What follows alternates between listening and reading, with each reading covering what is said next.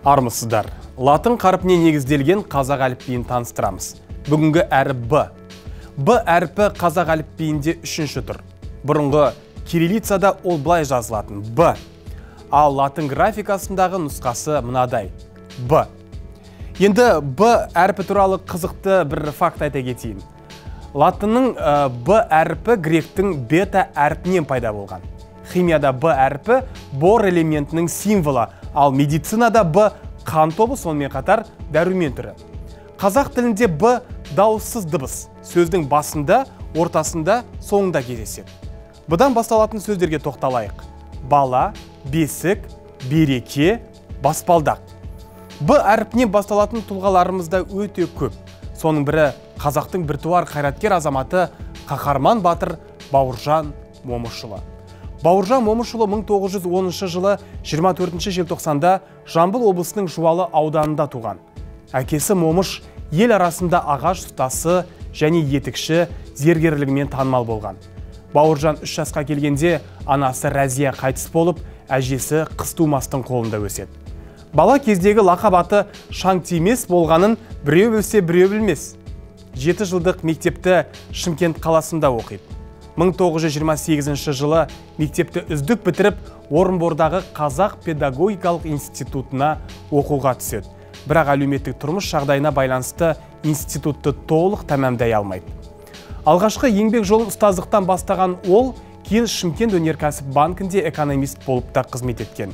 Аудандық милицияда 6 айдай жұмыс істеген. Әскер қатарына шақырылып, түрлі бөлімдерде взвод, рота командирі болады.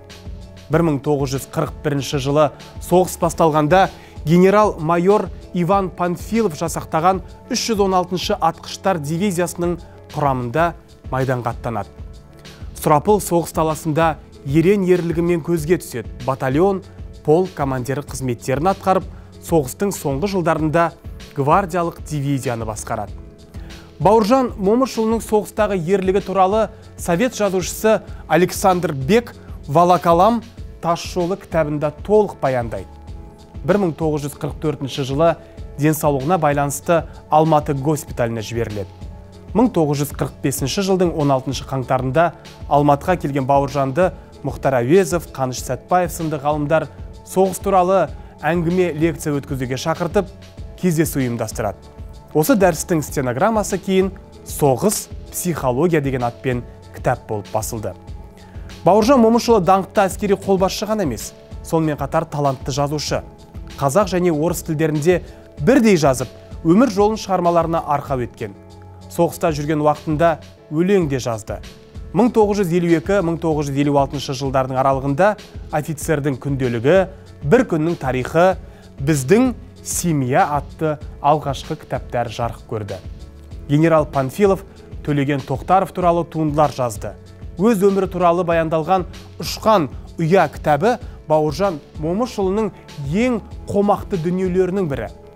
Бауыржан туралы жазылған қазақ тіліндегі ауқымды шығарманың бірі ол Әзілхан Нұршайықовтың «Ақиқат пен аңыз» роман диалогы. Батыр бабаның отбасы туралы келіні ұлы Бақытжанның жұбайы Зейнеп Ахметова кеңірек әңгімелейді. Шуақты күндер кітабында автор Бауыржанды оқырманға басқа қырынан таныстырады. Қазақстандағы көптеген отбасы батыр ұлдың құрметіне ұлдарына Бауыржан есімін берді. Бауыржан Момышұлы атында Нұр-Сұлтан, Алматы қалаларынан бөлек басқа да өңірлерде көше атаулары бар. Ал енді Жамбыл облысының Жуалы ауданының орталығы Бауыржан Момышұлының есімімен аталады. Қазақтың қайсар ұлының өмір жолы мен ерлігі туралы әлі талай ұрпақ аңызғып айтатыны сөзсіз. Сонымен, қымбатты көрермендер, біз бүгін Б әріпі туралы білдік. Алдағы эфирімізде әліпбидегі басқа да әріптердің латынша жазылу нұсқасымен таныстырамыз.